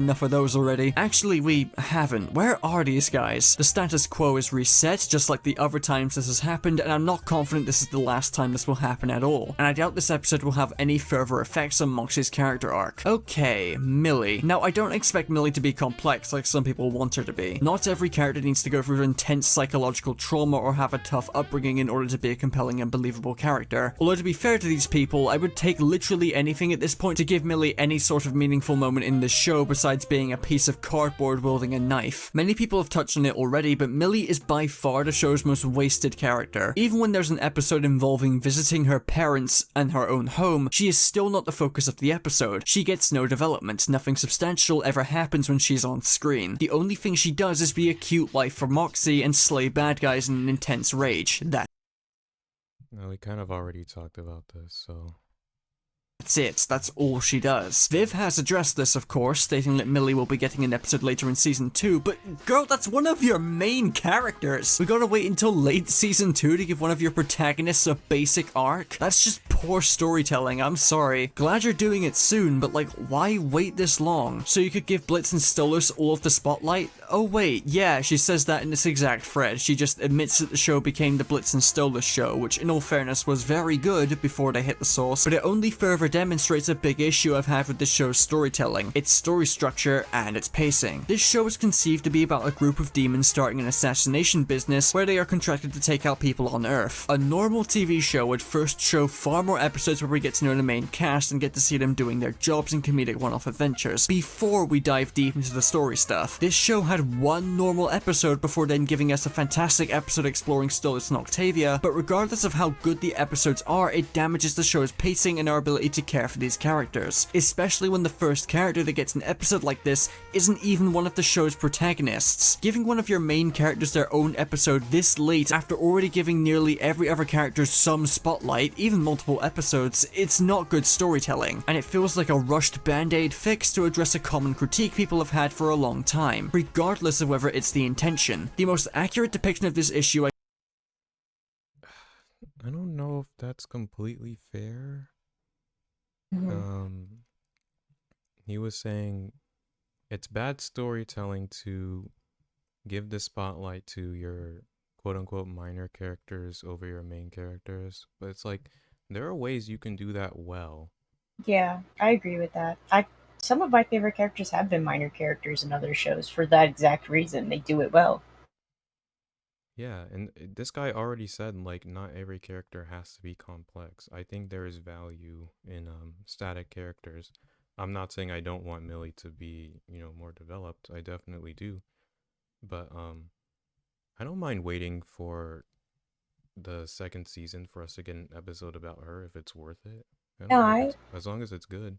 I agree with that. Like, I also don't mind like a background character, and even if they don't fully like, give them an extensive background, even if they're just there for fun. But I don't mind if they give them an extensive background either. There have been plenty of shows that get spin-offs with side characters because people love them so much. Like freaking Sheen from Jimmy Neutron got his own show because people loved him so much. Oh god, yeah, Planet Sheen. Yeah, that show sucked, but it was still funny that he got his own. The point is made, yeah. Yeah. Alright, I'm gonna have to use the loo. I'll be right back. Go for it. Do you want me to keep watching and I'll catch up? Yeah, you can keep watching. All right. Entertain these people. I'll do my best.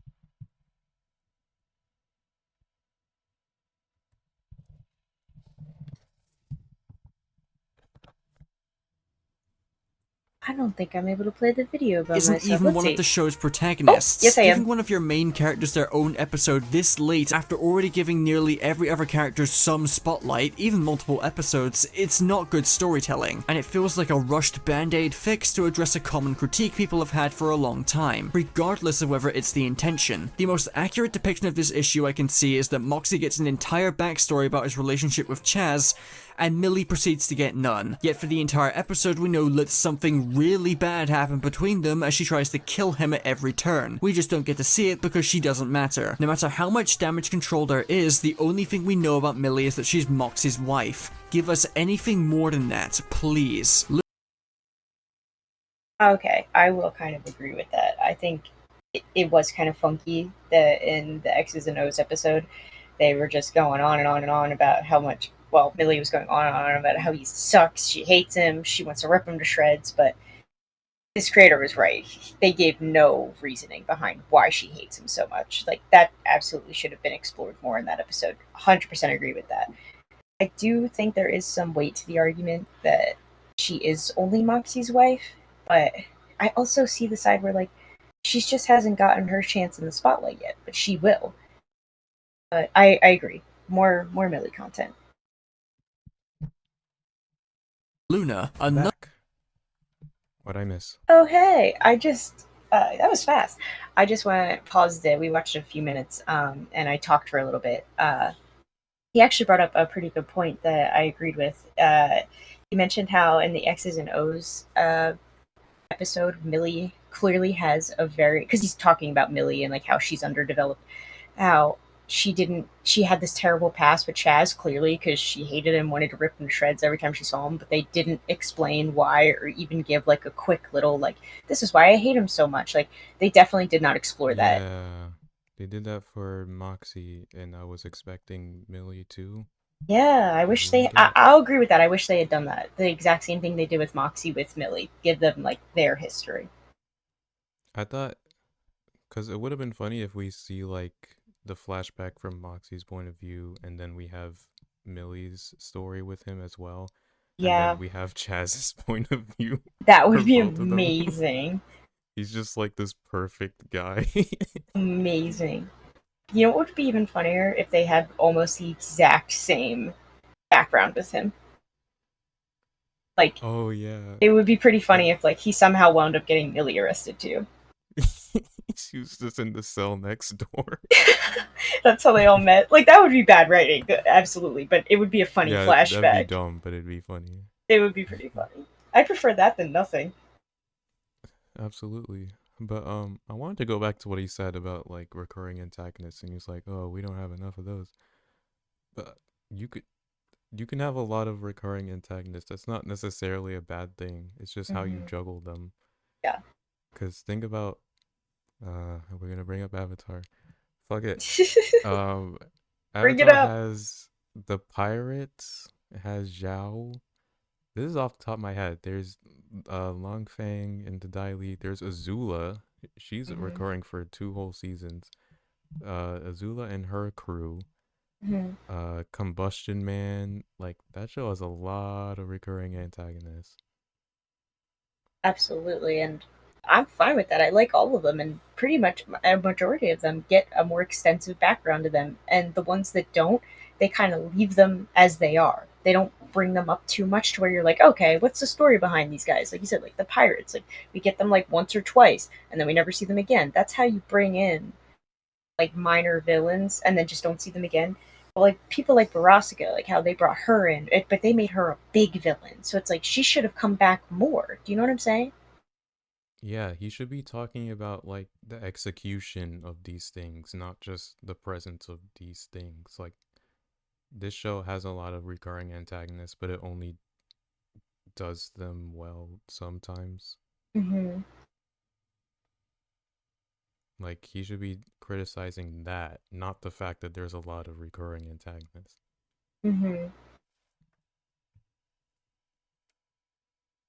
Another hot mess of a character who was originally pretty interesting to think about, for other people far too interesting, but in season 2 she's just incredibly unappealing. The only times she has ever laid a hand on Blitz is to push him away out of embarrassment. Season 2, she just straight up beats him over a suggestion about her behavior towards clients, and continues to do so even when Do you think that's out of character? No.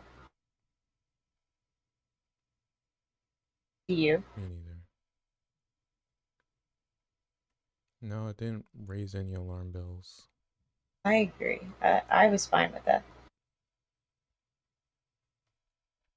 Blitz is clearly hurting and thinking about her. But on top of that, the only molecule of depth we get for Luna is with the scene between her and Octavia, which is a fantastic scene where Luna has a mature, emotionally powered conversation with her, but it doesn't have much of an impact because the entire episode should have been about these two characters, and it wasn't. It instead around with 3 different subplots, all of which were garbage. It torched the main reason why people were invested in the show, and slapped all of this together in what feels like a comedic one-off episode. This moment with Luna would have been so impactful if these two just had an episode together, like what the thumbnail literally advertises. Season 2 has done an indescribably poor job at handling the main character.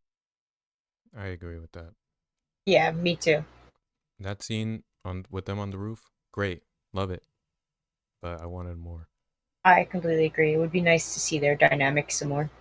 Of characters, and in a show that is largely focused on character writing, that's a massive problem. And even though I do like episode 1, and I honestly don't mind what they wanted to do with Stolas and Stella, it still contains a ton of inconsistent characterization, like simplifying Stolas from someone with questionable morals who mishandled many of his relationships in his life and is learning to better himself through his relationship with Blitz, into a total softie who is incapable of doing anything wrong. And the decision to make Blitz and Stolas childhood friends has honestly really soured their relationship now that I look at it. From catching feelings after a business transaction to being someone who manipulated a childhood friend and doesn't share the same feelings they have for him, only choosing to sleep with.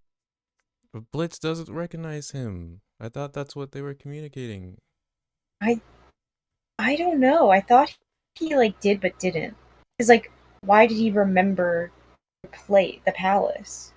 Or did he just know like it was like an Ars Goetia like place? I don't know. I always, what I assumed was that they had that day together when they were kids, and then Blitz, he more or less, I don't know if he forgot about the day or if he forgot about Stolas. So like I don't know how much he forgot, but I think he just when he went to go rob this place, he was just thinking like, okay, this belongs to an important person and they Yeah. have this book that I need. You know, I'll I agree don't with to that with it to that with the like blah, blah, blah, with that to a certain extent because I think he definitely didn't remember like the day with Stolas when they were kids. Like I don't think he realized like how much it impacted Stolas. Like Blitz did not get the same takeaway from that day that Stolas did, but I think he remembered Stolas as a person. Yeah, it's hard to tell because I don't know if he's pretending not to recognize him to get the book. Because like when Stolas is like talking about it, Blitz almost looks confused. Mm-hmm. That's fair. I guess I don't know how much that's genuine. There's a lot more. There's Huh. more information that we need. That's an interesting way to look at it. with them out of pity. I like episode 1, but my god, when the characterization issues are present in your season's best episode, then something had to have gone wrong in the process of writing the show. It takes away from how impactful and emotionally complicated Blitz and Stolas were, and flanderizes them as this perfect stereotypical uwu gay couple with the substance of a goddamn fanfiction. Season 2 was not done enough justice for its characters, and in some cases it actively takes away from them. This section will be substantially shorter, but it still highlights a lot of problems brought about by season 2. Character is at the heart of Helluva Boss, but that doesn't make its story insignificant or destined to be an afterthought. I honestly enjoyed the story we originally had. I thought it made sense. Then came season 2, and the first episode admittedly had a few issues and inconsistencies. We've already gotten the character ones out of the way, but they also seem to be directly contradicting important pieces of dialogue that gave us an understanding of what events had happened up to this point, such as Blitz being the one to be forward on Stolas and manipulating them to get his book, which is incredibly jarring after Blitz had made it very clear how upset he was about their relationship only being about getting in bed with each other. And even though I do feel what they did with Stella felt mostly natural. Hang on a minute. So that scene with them in the car in Ozzy's, Mm-hmm. I don't think I didn't get the impression that Blitz was upset that that's all their relationship is. I honestly kind of did. Because he's like, I think when he has that line of like, you only want me to fuck you, like you make that very obvious. And he's like, I'm not doing that tonight. Like, can you please just like, I think that wasn't his main reason for being, I don't think that was his main reason for being so sad in that moment. Like, because then he like went home and like cried about it over a photo of his mom. I think he was just feeling like a shitty person in general, but I think Stolas on top of that made him feel pretty bad. Yeah, because he kind of like snuffs him at the party, right? Yeah. I think, yeah, I think that's what he was upset about. And then Mm-hmm. And then Stolas tried to have a serious conversation, and Blitz was like, no, that's not the kind of relationship we have. yeah, and well, because I've also seen people talk about it because like there's that scene in Ozzy's where um, Osmodeus is criticizing like Stolas. Well, like he starts in the song, he starts making fun of him. He's like, I hope you didn't like give up your future so you and him could get it up. And instead of like Stolas like sticking up for his point and like still like paying attention to Blitz, he like puts the menu over his face in embarrassment, showing that he is embarrassed by Blitz, and you can see how much that hurts Blitz in that moment. I guess my point is like I don't see the contradiction between that and Blitz using the big sex to manipulate him into getting the book. No, like that's how it started. I like the way you look at it because I never thought of Blitz as being so manipulative because I think I like thought I wanted to see more good in him, but the more you explain it, the more I'm like, he is really manipulative. Yeah, I think he saw an opportunity and he took it to try and get the book. Like I could be wrong, but I didn't get the impression that he recognized Stolas. I think he was like, I don't know this person, but they clearly have some kind of connection to me, so I'm going to use that to get the book. Yeah, I think and have sex at the same time. Yeah, I think their relationship wasn't supposed to be as big of a plot point as it became, because originally Stolas was just like a freaking side character on a cell phone. And then I think when, all the shippers went crazy over it, they started really focusing on them, and it kind of, I think it was detrimental to the show.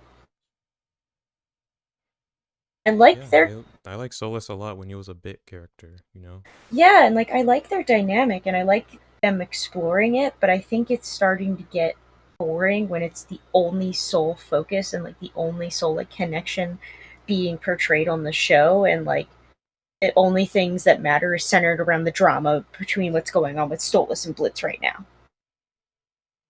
I think it's getting too much for them to handle too, because their relationship has so many like layers of complexity to it, which would be cool, but I just don't know if they're able to like handle it at this point. They've kind of like it's sort of run away from them. And another like complication to their relationship is Stella, and then for that reason they have to keep bringing her into it and bringing her up, which I think also takes away from this story. Yeah, you have like the social status between Goetia and Imp, you have Stella, you have the daughter, you have the fact that they're childhood friends, you have the fact that like this whole thing started because Blitz wanted the book, and you have the thing at Aussies now. It's like it's getting to become too much, I think, for these writers to handle. Yeah, and like the whole. Sorry, go ahead. Anytime you want to have an episode with these two now, there's always some elephant in the room that needs to be addressed, and I think that's why nobody's like satisfied with these episodes, because I think people wouldn't mind if these two were the focus, if like the story was well written. But I agree. nowadays people are just keep asking like, what about the thing at Aussies, or like what about his daughter, and like what about what about the relationship, the transactional relationship over the book. Yeah, I agree with that. Which is incredibly jarring after Blitz had made it very clear how upset he Oh, I think you were saying something before I cut you off. I'm sorry. No, you're fine. I was cutting you off. I completely forgot what I was going to say, but if I remember, I will interject. No. It's okay. It couldn't have been that important if I forgot. was about their relationship only being about getting in bed with each other. And even though I do feel what they did with Stella felt mostly natural, it's definitely a contradiction given if she never really cared for Stella at all, then she wouldn't be so upset with him cheating on her to the point where she hires an assassin. But even though those issues were present, Well, now we know she's not upset because of the cheating. She just wants him dead just because. Which also I had a lot of issues Which is, with, like, but worse. I'm not even going to get into that now. Yeah, that's episode 4 problem. This video came out before that time, so we'll give him the benefit of the doubt. Yep. It's just so hilarious looking at it in hindsight. Yeah. it wasn't enough to take me out of the show, but the next 2 episodes contain some of the worst writing the series has seen thus far. The show has routinely had a problem with tonal consistency and will often cram jokes into scenes that do not need them, or cramming drama into comedic scenes. Episode 2 is full of this, like the jarring cut to a melodramatic scene between Blitz and Stolas after they're comedically shoved into a van, and suddenly going from a comedic scene of Blitz being on a sitcom straight to a flashback of him adopting Luna, and then proceeding to play his PTSD over someone else's trauma for laughs, as he has a psychotic fit in front of the audience and starts shooting the staff. Episode 3 juxtaposes this surprisingly serious and dark mafia story, and some of the many actually impactful scenes, like Moxie being forced to kill someone, with a number of cringe-inducing jokes about Moxie's sexuality, Chaz being a worse version of Blitz, ramming the episode full of jokes, and several scenes featuring coming out of the walls and chairs. I get the show's thing is that the humor is incredibly immature to the point where it's supposed to wrap around back to being funny, but not only are these jokes not funny, they obliterate the tone. Also, Suction Cup Man did it better, but it's not just the humor that's kaput, so is the overall storytelling consistency. Have you heard of Suction Cup Man? I guess I'd be interested to see how they did the dildo joke better. Yeah, I agree. I thought it was fine. I thought it was fine too. The whole point of the show is that it's crude and ridiculous. I didn't see that as anything shocking. The most I could like agree with is that maybe it went on for too long, but like I thought the joke itself was okay. I thought it was pretty funny, like after he had that whole confrontation with Moxie and then he was sitting there all serious in the room with the dicks around him. Oh yeah, that was funny. That was pretty damn funny, and I think the reason I don't mind it more is that the fact that they do keep them censored. Like, yeah. if they were in your face, it would be more jarring. And of course, it's in character for the dad because he thinks that like this is just what gay people are into. Yeah, and he thinks Moxie's gay and not bi. Yeah, he's like, actually, I'm bi. Yeah, gay. That was funny. That's the best line of season 2. The best joke. Best joke. Yeah, gay. 2 words. 2 words. 2 words. Hilarious. It has been. And one of them is gay. HB firmly established that hell is composed of different rings, and the one this episode takes place in is the Greed Ring. The Greed Ring is entirely built up of mafia members, with Moxie's dad being the leader of the mafia. Good idea on paper until you realize that until now, hell has had no police system or any sort of jail be of any importance until now. And since the mafia only exists in real life as an Wait, doesn't it though? Didn't that, I'm definitely gonna get this wrong. It's in the Cherub episode, but I'm pretty sure that, one of the inventor guys, I forget which one, I think it was the one trying to kill himself. Didn't he, like, die, get sent to hell prison, and then break out of hell prison? Oh, yeah, I think maybe something like that. That sounds familiar. I'm not sure, but sounds interesting. Also, I'm not sure what the problem is, even if there is no police system. That follows to me. Yeah. Good idea on paper until you realize that until now, hell has had no police system or any sort of jail be of any importance until now. And since the mafia only exists in real life as an organized crime organization against the law enforcement, and hell has no law enforcement with people committing crimes all the time, it kinda makes no sense and seems like a massive. But they're organized crime. That's what the mafia is. They're about, like, keeping one person at the top of the food chain, and they have, like, underlings and shit like that. Yeah. So the mafia thing follows. World building issue and plot hole, which sorta matters when you're decidedly not an. That's not a plot hole. No. Come on. Not at all. Say it's a world building issue. It's not a plot. It doesn't have anything to do with the plot. It's Yeah. the setting. Episodic TV show, and you feature heavy continuity. Hazman Hotel has turf wars being broadcast on live television, and suddenly now I'm supposed to believe there's law enforcement in this place? They have a jail! There's a jail in this episode in Moxie's flashback, and he meets Blitz there. Moxie gets caught by law enforcement and is thrown in jail. Law enforcement in this place was just written into this story for this one episode, and it makes no sense. Then there's a bunch of other stuff too, like Moxie's dad being the leader of the mafia, yet isn't smart enough to check if Chaz was lying about being rich. Millie and Blitz just leaving Moxie and Chaz alive for no reason. Moxie's retcon to have been born in the Greed Ring, when previously he made it very vocal that he was brought up in the Wrath Ring in episode 5. This He can... Wait, he could be... I don't know if I talked about this with you, but I went back and watched the episode, and he implies that he was raised in the Wrath Ring. He doesn't say anything about being born there. Oh. Well, then, yeah, that kind of breaks up that argument. But I will agree with the fact that why did they make Moxie's dad so stupid for being a mafia boss? But I think that was just for the joke. I don't know. Yeah. I think not everything has to make complete sense and can just be silly. If this is a retcon, so be it. But it doesn't, like, break anything. Yeah.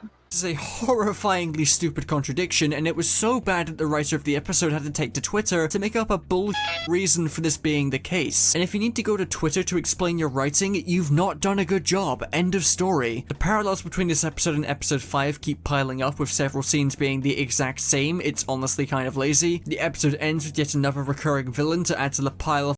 I thought that was deliberate. I thought it was clever. I don't know. Maybe there will be like a big confrontation at the end with as many villains as possible. Maybe that's what they're kind of building up to.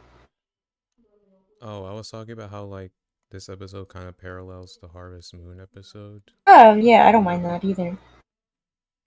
Yeah, I thought that was Of cool. ones we haven't seen yet. Episode 3 is just an absolute disaster overall. Like, I could enjoy some of the jokes in episode 2 and the scene between Luna and Octavia, and I overall think episode 1 is good, but episode 3 is just badly written. I could say more, but I think my point has been made with this. Overall, I don't have a whole lot else to say. I mainly wanted to make a quick video because I still like this show, but I don't want the writing to keep nosediving like this, and the crew's reactions to people pointing out issues with the show's writing are laughable. Gentleman did a pretty good video video going far more in depth on the parts of HB's story that worked wonders in the past and really got into the meat of why season 2 hasn't been working as well. And it's a very fair critique of the show. Didn't expect Vivzie to make some melodramatic subtweets about the video though. Even on the off chance this isn't about the video, it's such a poor response to criticism being directed at your show, and it's the kind of behavior that she has a pattern of repeating. But I'd really rather she didn't direct like— Have you seen that tweet? No. 'Cause I haven't. Mm-mm. Good writers don't paint other writers/scripts with a broad brush because of their own personal taste in stories. Good writers know the difference between what's screenplay and narrative when discussing writing. Professional writers don't usually publicly shit on others' work. I also think it's telling that this very basic statement specifically about writers' conduct has people thinking it's about general criticism. It's not, well, don't worry. Oh, come on. That is such a... It's such a cop-out. It's like, instead of engaging with the criticism, you're just like, oh, well, good writers don't shit on other people. You know, another popular argument against Vivzie is that she absolutely doesn't take criticism against any of her shows or anything, and I will agree with that. She's very bad at taking criticism. Yeah, she's not fighting the allegations, I can tell you that. Mm-hmm. This is bad. though, even on the off chance I deal with it fine. Criticism of any kind of constant criticism of any kind is a constant for any creator. I just think it's funny when people call themselves writers and then don't understand basics of writing. It's funny. Oh man. That was pretty bad. Don't know about this that isn't one. about the video, it's such a poor response to criticism being directed at your show, and it's the kind of behavior that she has a pattern of repeating. But I'd really rather she didn't direct that kind of venom towards someone's critique of the show without bothering to listen to it. At the end of the day, the show's still popular, my words are likely not going to reach any of the people working on it, but I wanted to share my thoughts quickly. Chaz was a mistake. How dare you? Chaz is the greatest character in the show. Chaz was hilarious. He's exactly what this show needed. He needed that comedic relief to break it up, all the drama between all the actual main characters. Yeah, I'm not even being ironic right now. He elevates the episode for me. Yeah, I agree. But that was that. What did Yeah, you think? I mean, I think like we said at first, there was a lot I agreed with, there was a lot I disagreed with. I'm not surprised by that at all. But I think Yeah. covered most of it in between. They're just I don't know, there's only so much that I feel like I can argue against, especially towards Vivzie. Yes, she absolutely doesn't take criticism. The writing has gotten so shitty over season 2, and they definitely need to delve into some characters, but I don't think that completely gets rid of others, if that makes any sense, Mm-hmm. Yeah, there's still a lot of criticisms of season 2 that I think are unfair, but a lot of them I'm starting to see where people are coming from now. I'm still holding out hope for the show. I'm like, come on, Vivzie, I know you can do this. Yeah, 100%. I'm still have the attitude of let's see how the season ends, you never know. Because a lot of people are just complaining about things that we don't have yet, but we could have. Yeah, you know what? That's a good point. I don't even think we're halfway through season 2 yet, so I guess we'll see as things go on, and we could keep updating as we go along, of course. But Yeah, we can judge these things as they come out. Yeah. Episode 4 is not good, but doesn't mean the whole season is bad. The rest of it could be good. It could Yeah. be. I mean, one can hope, right? Yeah. But we're at the 2-hour mark. Yeah. I think it might be time to cut it off. Yeah, I am good with that. I do have to run some errands for my mommy. Of course. The first half of the episode might have went longer than we thought, but hey, we did it all. Yeah, we got it done, and honestly, I think we talked about everything we needed to, and more.